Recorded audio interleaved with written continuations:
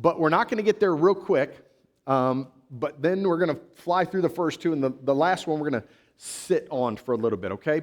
So if you're a note taker, our 3 points this morning are this. I always hate, are these? Why does it always sound weird to me? Like every time I say something like that, I'm like, I'm not real educated, but I sound super uneducated. What is it? These are our 3 points.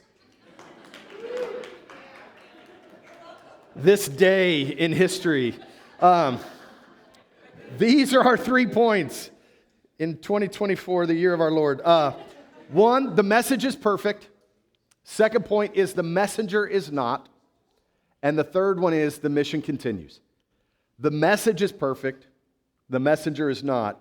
And the mission continues. So just to get us started, I'm going to ask for a little bit of participation from y'all. Just don't get nervous. Life depends on it, but don't get nervous.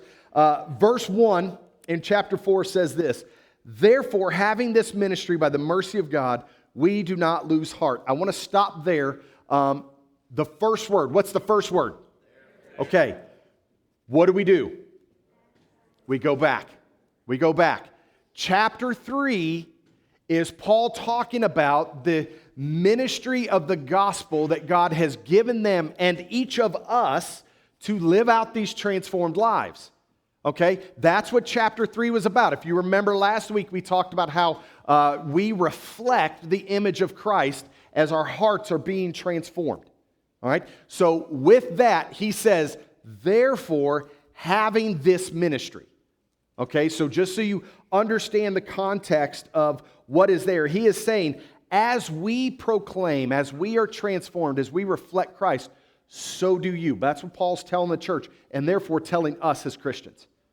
That as we proclaim, as we're being transformed, as we reflect Christ, okay, we are given this ministry. So now we're on to point number 1. The message is perfect. We're going to read verses 2 through 6. Follow along. This is what it says in God's word. "But we have renounced disgraceful, underhanded ways. We refuse to practice cunning or to tamper with God's word. But by the open statement of the truth, we would commend ourselves to everyone's conscience in the sight of God. And even if our gospel is veiled, it is veiled to those who are perishing.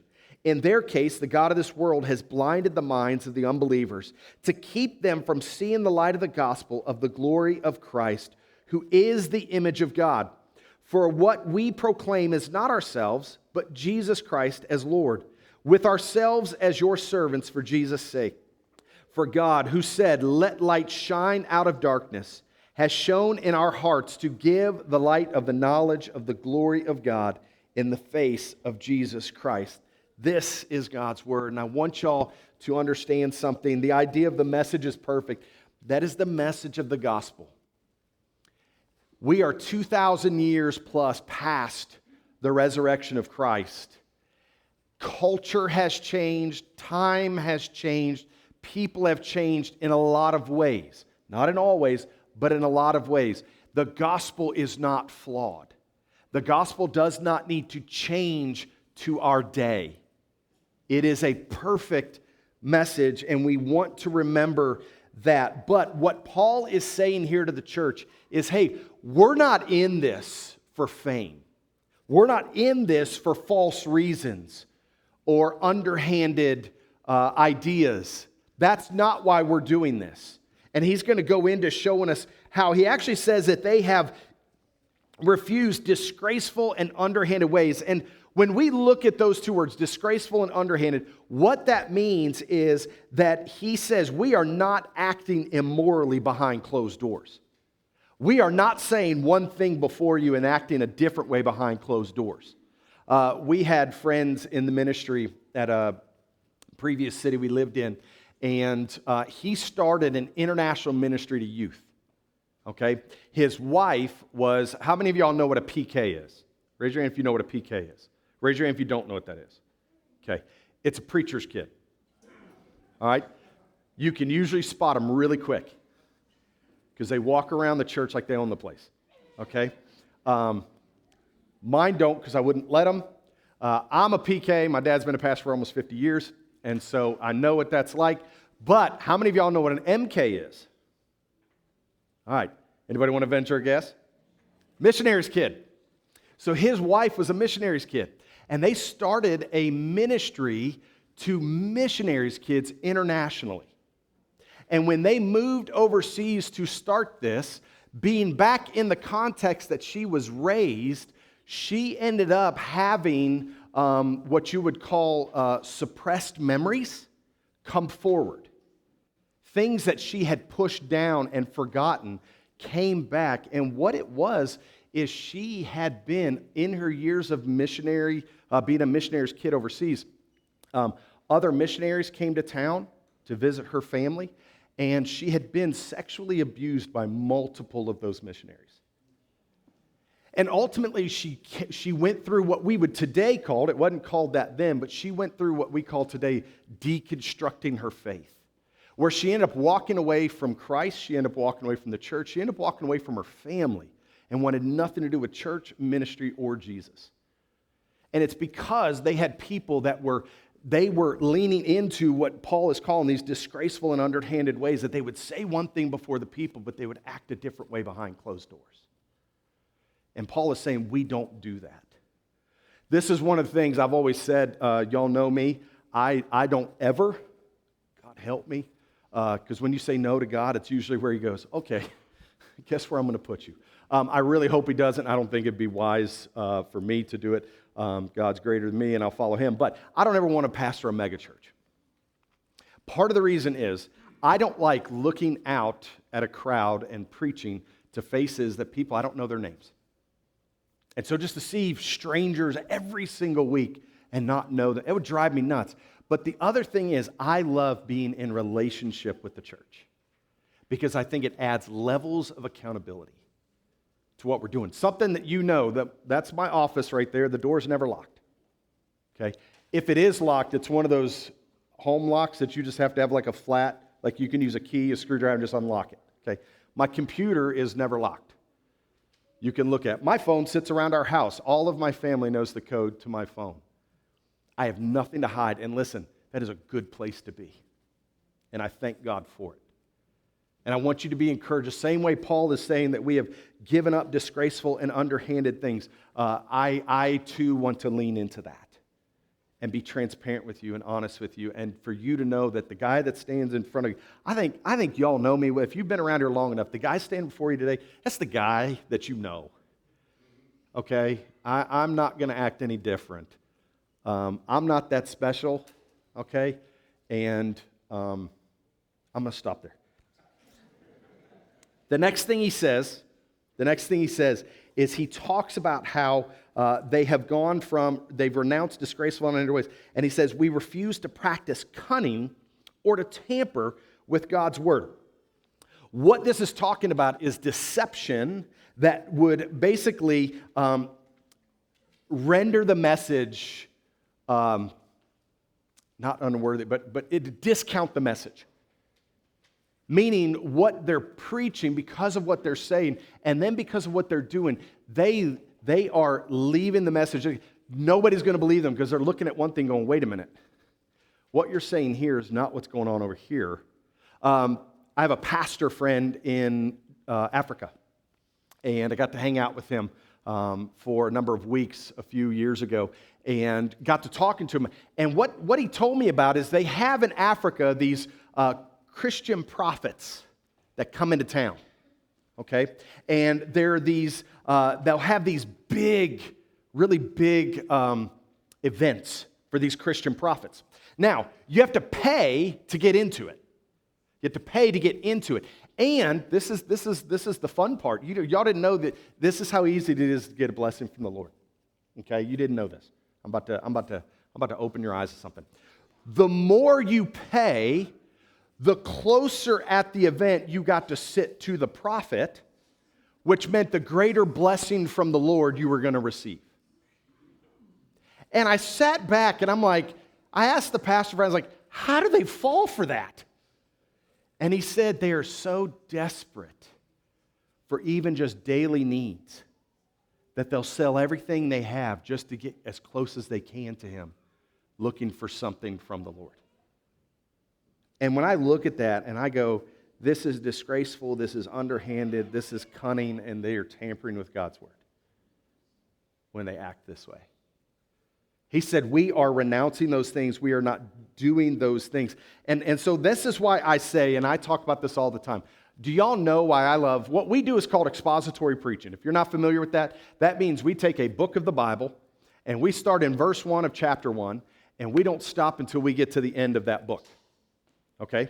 Do you know why I love, there's a few reasons why I love expository preaching. A couple things. One, you guys and ladies, y'all can know next week, anybody want to venture a guess on where we're going to be? Chapter 5. So you can read ahead. In fact, on our social media, we put out every single week what we're going to be covering and the songs we're going to be singing. So you can prepare. So when I preach something, you've been reading, the Holy Spirit in you goes, wait a minute. What he's saying and what the Bible's saying are two different things. Help me understand that. There's accountability there. The other thing is, it makes me preach about things that I probably wouldn't want to. I'd love to skip over controversial topics. But how many of you, if we were like, yes, we are in chapter 4 today, I'm going to read through verse 6, and point number 2, we're going to start in verse 16. You'd go, the math. There's numbers missing. Where are you at? Plus, here's the deal. Listen. Because of that, if I was cheating on my wife, I probably would not want to preach on passages that talk about being faithful to your wife. So if I am in that, where I'm just going to preach, hey, whatever I want, I'm never going to touch those. I thought about this one too. I was thinking, if I was stealing money from the church, I probably wouldn't preach on giving. But actually, I'd probably preach on giving more so that you give more, so that there'd be more money for me to steal. But you know what I wouldn't preach on? Integrity and honesty and faithfulness to the Lord. I wouldn't talk about that. This is why I love expository preaching, and what Paul is saying is we let go of all those things. We denounce those things. We want to be identified with Christ and His righteousness above all. And this is why we proclaim Christ, not ourselves. In the last few verses there, from 1 to 6, in the last few verses, he talks about how he said, we proclaim Christ, not ourselves. There is something going on around the world today within, and I'm going to use air quotes, and I'm doing this, I really gracefully, please don't get angry at anybody, churches that are more what we call a cult of personality. Do you know what that means? Okay, they will use the Bible, they will preach, they will have music, but it's built more around the personality of that main preacher or pastor, where if that pastor has to leave, a church begins to crumble. I am so thankful. I'm thankful, and it was humbling in good ways, I think. While I was on sabbatical, June or July, I was gone. I'm coming to people and going, I'm being honest. I'm asking people, hey, what worked better while I was gone? And some people were like, well, there were a few things. So many of you came to me and you said, Darren, it was so good to see the church just not miss a beat. And that's not because of my leadership. That's because of God's glory and the unity of this church. And we are in this together, and we are not built on one person except Jesus Christ. So that's where we're going to land, is proclaiming Him. And we leave the results. Listen, we proclaim His word, His truth, all of it, and we leave the results up to God. If we are proclaiming God's word and His truth and His gospel, and people get mad at us, that's why He says, hey, the gospel's veiled to those who are perishing because the ruler of this world, Satan, has blinded their eyes. He said, so no matter what's going on, the gospel's not going to be veiled because of my actions. We're going to proclaim Christ. And we'll leave the results up to God. So the message is perfect, but the messenger is not.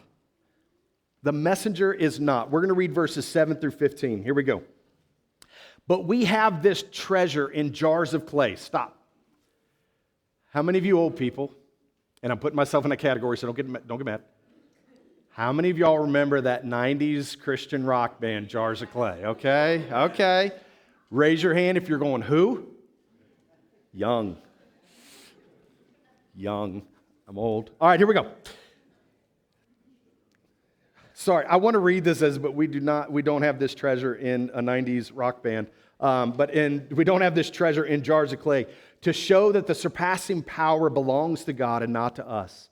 We are afflicted in every way, but not crushed, perplexed, but not driven to despair, persecuted, but not forsaken, struck down, but not destroyed, always carrying in the body the death of Jesus, so that the life of Jesus may also be manifested in our bodies.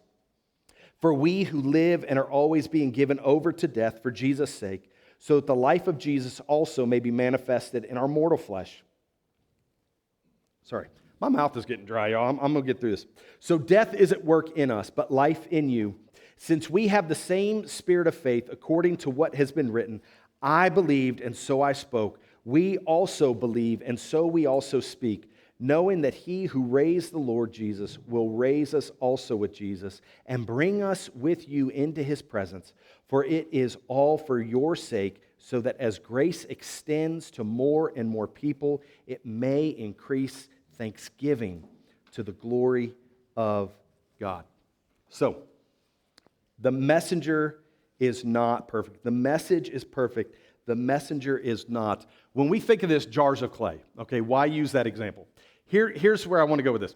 How many of y'all, and I just keep dating myself today, and that's okay, like my age, I am getting older, and I'm okay with that, okay? Here's what I'm trying to say. How many of y'all remember the movie Indiana Jones and the Last Crusade? Okay, y'all have seen that. Do y'all remember what it's about? Are you bringing me water? This guy. This guy. Thank you. Ooh, it's cold, too. PK. Just kidding. I'm not going to put it on the... I know Noah freaked some of y'all out when he put his coffee on the keyboard. Keyboard safe. I got you. In that, they are looking for what they call the Holy Grail. And this is supposedly the cup that Jesus had everybody drink out of at the Last Supper. Okay?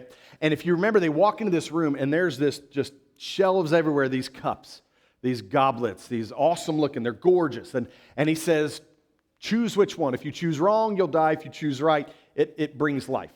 And so these people go around, and they just choose the ones that they think are the most beautiful ones that they can find. And they drink out of it, and it's you've chosen poorly, is what the guy would say, and it kills them. Indiana Jones walks around, and there's one cup, and it looks like it's made out of dried mud, which I guess is like plaster or, I don't know, clay. We'll use that word, clay. And the guy says, you've chosen wisely. When Paul says that we carry this message in jars of clay, what he is saying is, we are not the most beautiful, we are not the most skilled, we are not perfect, but more importantly, we are not going to always be here. We are perishing, these bodies. Many of us feel it daily when we try to get out of bed and just wish, maybe not today.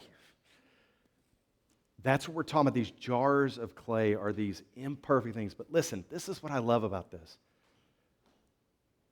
Through Jesus, we are made worthy. You are not worthy in and of yourself. But through Jesus, we are made worthy. And these jars of clay, why would God choose to use us? Paul says it in there. It is so that the power of God can be on display. We talked about it last week. We could talk about, hey, look at all the things we've done. Look at the things we've accomplished. Do you know Paul, every church Paul planted does not exist today? It's not there. We talked about the massive buildings that the church has built over the years that are beginning to decay and crumble away. It's because our power on display ends up fading away and crumbling away. But God's power on display is eternal. And so that's what he is saying when he says that we are jars of clay. And then he says that we are afflicted but not crushed. I love these verses, y'all. I love these verses. He's going to say 4 things. That we are afflicted but not crushed, perplexed but not in despair, persecuted but not forsaken, struck down but not destroyed. Guess what he says? hey, this life, it's not easy. Things do happen. God is not angry at you because suffering comes into your life. God is not pouring out His wrath on you as His child because of it. His wrath was poured out on Christ on our behalf. We don't have to take it. But things do happen in our lives. And here's something I want to get to on this. When you have a muscle, anybody struggle? You don't have to raise your hand, but anybody struggle like you cramp up? I've been blessed in my years. I don't look it now, but I've been an athlete. I've played a lot. I've never had a cramp in my life. Never in my life have I ever had a cramp. Okay, so it's like weird, but I watch when people, their legs cramp up. What do? Do they just kind of ignore that leg and start using the other one? No, you have to stretch it. You have to go at that muscle. When something tightens up, they come in, it doesn't feel good, but they start, massaging that away. They get in. When you have a cavity, what do? Just chew on the other side of your mouth? Okay, some of y'all, okay. Good luck with that. But no, you go to the dentist. What does he do? Oh, sorry. Use the other side. No, they drill at it. They go at that cavity. When somebody is diagnosed with cancer, what do? Just ignore it like it's not there? No, we zap it with chemo, with radiation. We go at it. The same thing Paul is saying here. When things enter into our lives, it's the parts of us that are holding us back from serving God in greater and greater ways. God is attacking those. He's going after those because He is working in us, like chapter 3, more and more reflecting the image of Christ. Listen, I want you to hear this. You've got to hear this today. God is not okay with sin in your life. He is not sitting back going, I love them and I'll share them with their sin. God doesn't share us with anybody. He paid the price through Jesus. And so He goes at the things in our lives that would not bring Him glory. And so what we can remember in all of this, whenever these things are going on in our lives, God is at work. But notice each one of those things. Something happens, but it doesn't come to a finality. Think about it. Afflicted, hardship, but not crushed. God is greater than that and more merciful than that. Not crushed. Perplexed. This is an interesting word. This word perplexed actually has in it the idea of anxiety. And I know a lot of people struggle with anxiety, and so I want to make sure that we're differentiating here. There is an anxiousness that we all feel. Anxiety we all struggle with. And there is the mental health side of anxiety where it is greater than that, okay? Anybody ever struggle, again, don't have to raise your hand, you struggle with just depression, just crippling depression, and somebody goes, yeah, I get gloomy every once in a while too. It's like, okay, that's two different things. So anxiety here, this is what this verse is talking about, is anxiety. Okay? Where Paul is being honest, going, man, we struggle, we worry, we wonder what God is doing sometimes. But the word he says after that is despair. And that word means not just anxiety, but fear and anxiety. Where yes, we worry, yes, we wonder, God, where are you at sometimes? We do struggle with that, but we are never taken to the point where we now fear that God is not there anymore. That's what Paul is saying. We trust in God's word. We trust in Jesus, His activity in our lives. We know that God is at work in these things. Persecuted. People get angry at us. People will yell at us. Other things, listen, y'all, in our nation, it's just going to get worse. Okay? Any nation where persecution comes along, it doesn't get better. It gets worse. But he says in the persecution, we are not forsaken. God has not left us alone to the persecution. And he says, struck down but not destroyed. Some here, maybe, Lord willing, no, but definitely in the past, some have lost their lives. Around the world in our day, today, there will be those that lose their life because of the message of the gospel. They are struck down, but they are not destroyed. How does that work? I'm glad you asked this. Verse 16 through 18, the mission continues. So keep that in mind. Struck down, but not destroyed. Okay, we're going, wait a minute. How are you killed but not destroyed? Verse 16 through 18, let's read these. So we do not lose heart. Though our outer self is wasting away, our inner self is being renewed day by day. For this light, momentary affliction is preparing for us an eternal weight of glory beyond all comparison. As we look not to the things that are seen, but to the things that are unseen. For the things that are seen are transient, but the things that are unseen are eternal. Point 1 was the message is perfect. Point 2 is the messenger is not. Point 3 is the mission continues. Paul starts these verses off with saying we don't lose heart. That's the second time. In verse 1, he said it. He said in verse 1, we don't lose heart. In verse 16 here, he says we don't lose heart. What does he mean? What does it mean to not lose heart? Now, I actually did some research into this. There is a line, a stream of thinking, kind of we would put in kind of a self-help type of mentality that would say, this is what I found it and just research is what they would say self-help is, do not stop believing that you can succeed. Look at what you've already accomplished. So that self-help is look in. Look in. Don't stop believing in yourself. Look at what you've already done. Look how far you've come. Don't stop believing in yourself. Now, what would religion say? Religion would say, do more, pray more, fast more. Religion would say, look out. What else can you do? What else can you accomplish? Okay? Here's the issue, though, with this. When we look in, we end up coming to the end of ourselves, at the end of our own power. We come to, let's use the word, despair. When we look out, here's the problem. If there are those in religion already striving and struggling and pushing and doing, and you come along and go, well, do more. If you're already in despair in what you're doing, how are you going to have the power to do more? Instead, here's what we do. This is what I love. This is, what does it mean to not lose heart, okay? The answer is in the verse. When he says our outer is wasting away and the inner is renewing. So our outer is wasting away and our inner is being renewed. Here's how we're renewed. We lock our eyes. We fix our eyes and attention and hopes and aspirations and everything. We fix that. Listen, here's not on staying the course. We don't fix our eyes on staying the course.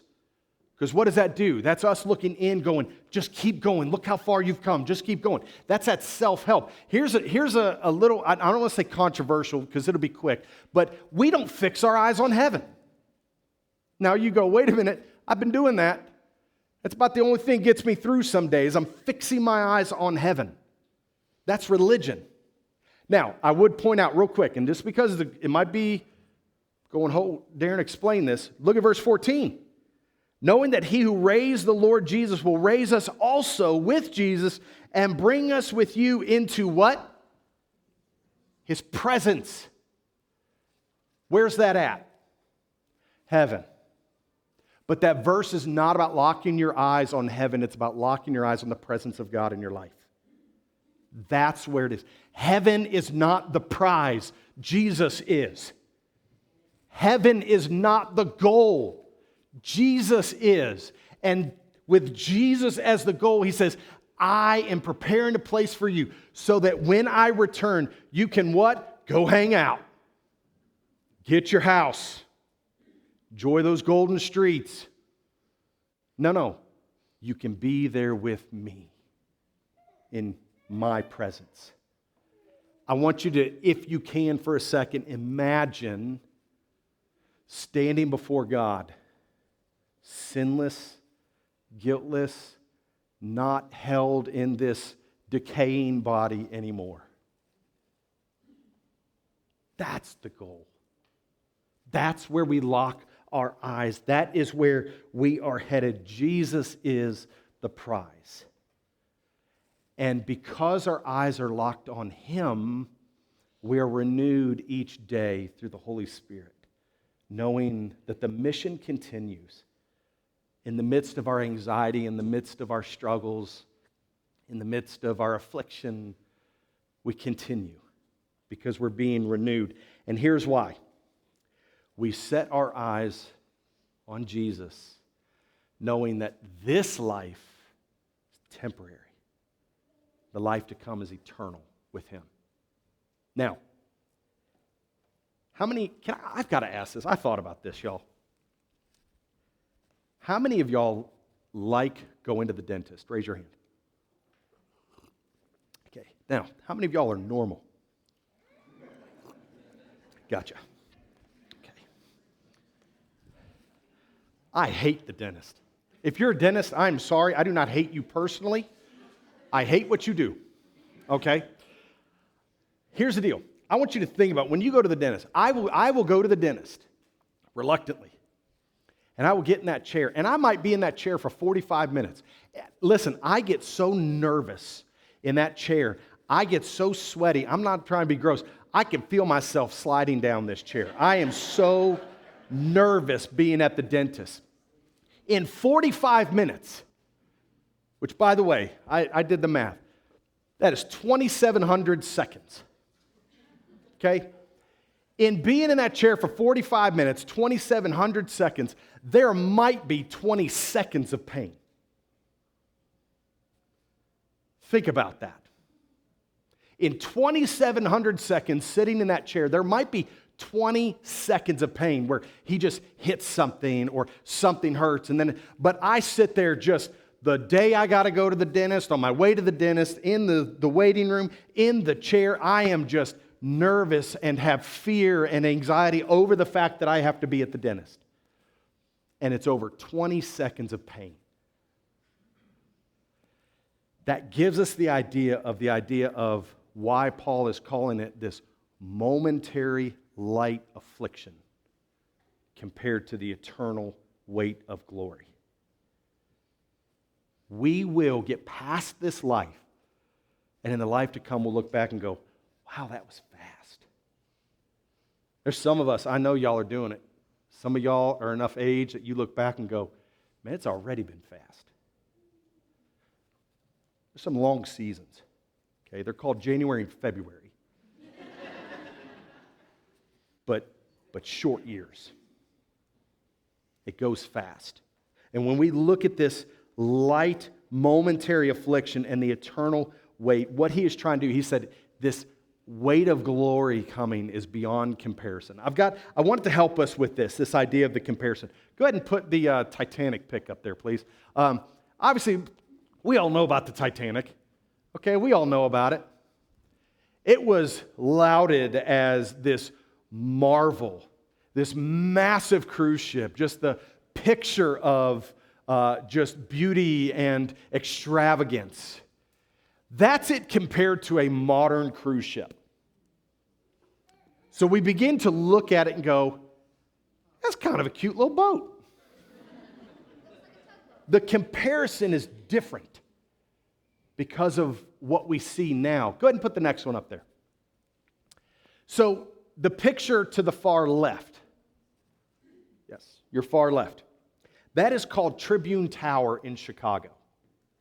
It was built, when it was built, it was one of the largest buildings in the world. Still, pretty cool looking building. Actually won a contest for its architecture when it was built. But 463 feet tall. That's a tall building. Okay, y'all know me in heights. If I'm at the top of that, I'm not getting near the edge. Okay, I'll ride the elevator up. I will stay on the elevator, and I'll ride it right back down. Okay, I got no interest in that. All right? But next to it, I remember growing up, what was the tallest building for a long time? From 1931 to 1972, the tallest building in the world is the Empire State Building. That thing was 1,250 feet tall. Almost 1,000 feet taller than the Tribune Tower. Man, that's the comparison. If you set those next to each other, you'd go, hey, this tower, man, it's pretty big, but it's looking a little bit smaller. The one next to it, I remember when I was growing up, what's the tallest building in the world is called the Sears Tower. It's now called Willis Tower because Sears doesn't exist. 1,450 feet tall. From 1974 until 1998, it's the tallest building in the world. So you have now, this building is legitimately 1,000 feet taller than that Tribune Tower. But next to it, the last picture, that is known as the Burj Khalifa in Dubai. 2,700 plus feet tall. Listen, it's so tall, if I was on the ground looking up, I'd get nervous. I'd begin to shake. Comparison. When that Tribune Tower was built, you can imagine, like I said, it won a contest. People are going to look at what we have accomplished. And now there's a building that's over 2,300 feet taller than it. And listen, it's amazing. We look at it and we go, wow. Will we ever build bigger? Probably. This is what Paul is doing with the momentary light affliction and the eternal weight of glory. He is giving us the comparison. And I want you to hear this. He is making light what seems heavy and making heavy what seems light and distant. The middle of the suffering we're in, this life we're in, feels heavy. It feels harsh. But he is making light of it when we compare to the eternal weight of glory. What seems so far and so distant, he's going, no, that weight, the beauty of it is so much better in comparison. It is going to be so much greater than anything you've ever experienced. He is making light what seems heavy, and heavy what seems distant and light. And this is where he goes in to finish up, y'all. He says the transient and the eternal. What is seen is transient. It is fading away. And the eternal that never fades away. I want to give you a couple quotes that help us understand. Don't worry, Donnie, they're not on there. I'll head you off at the pass. I don't want you going, oh, crud, where were these at? And then he's trying to type as I'm saying them. You're good. I want y'all to just hear these. When we talk about that transient and eternal, John Calvin was writing and said this. He had said that the decay of the outward man ought to occasion us no grief, inasmuch as the renovation of the inward man springs out of it, as however the decay is visible and the renovation is invisible. Eric Mason, pastor in Philadelphia, he actually was writing about this. He said, it wasn't until after I changed my perspective on suffering that I was able to break free of my immature response to my suffering. It wasn't until after I changed my perspective on, not that I broke free from my suffering, not that the suffering ended, but I changed my perspective on suffering, that I was able to break free of my immature responses to suffering. We're being transformed every day, growing closer to Christ. He's drawing us in more and more, and things change. Our perspective on suffering should change. And what we see is, though this life is not easy, that's one thing I'm so thankful for, the honesty of Paul. He's like, things are happening. We are crushed. We are struck down. We are perplexed.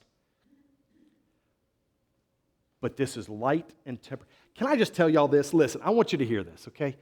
And I'm not trying to make us, we are never going to experience what Paul experienced when it comes to suffering.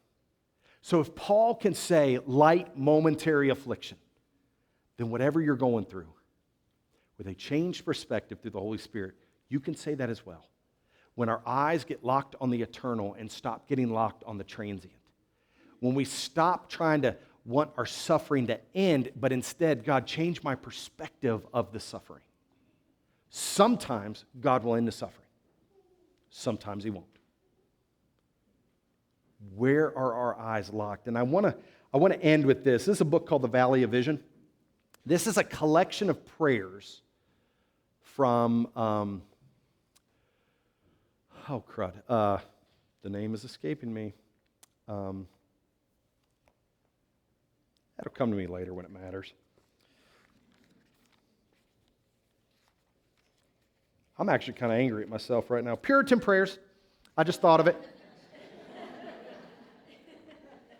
It wasn't written on page 2. Just thought of it. I was studying for this week, and what I'm doing is I'm taking one each day and I'm reading these prayers. And I'm just reading them. And one thing I like about what the writer, or the collector of these prayers, not the writer, the collector of these prayers, didn't put names to them. The names are recorded in the back, but the prayers are just written. And I was reading this week, and it just so happened, not by God's sovereignty at all, to read this prayer that I want to end our time this morning together. And I desire for it to be my prayer, and I desire for it to be your prayer. So I want you to just listen. Just listen. This is what it says. Thou great I am, fill my mind with elevation and grandeur at the thought of a being with whom one day is 1,000 years, and 1,000 years is one day. A mighty God who amidst the lapse of worlds and the revolutions of empires feels no variableness, but is glorious in immortality. May I rejoice that while men die, the Lord lives, that while all creatures are broken reeds, empty cisterns, fading flowers, withering grass, He is the rock of ages, the fountain of living waters. Turn my heart from vanity, from dissatisfactions, from uncertainties of the present state to an eternal interest in Christ. Let me remember that life is short and unforeseen and is only an opportunity for usefulness. Give me a holy avarice to redeem the time, to awake at every call to charity and piety, so that I may feed the hungry, clothe the naked, instruct the ignorant, reclaim the vicious, forgive the offender, diffuse the gospel, show neighborly love to all. Let me live a life of self-distrust, dependence on thyself, mortification, crucifixion, prayer. Let that be our prayer. Let that be our mindset, that we lock our eyes on the eternal and recognize what is transient, what is fading away, and what will never fade away. Let's pray. Lord, thank you for your word.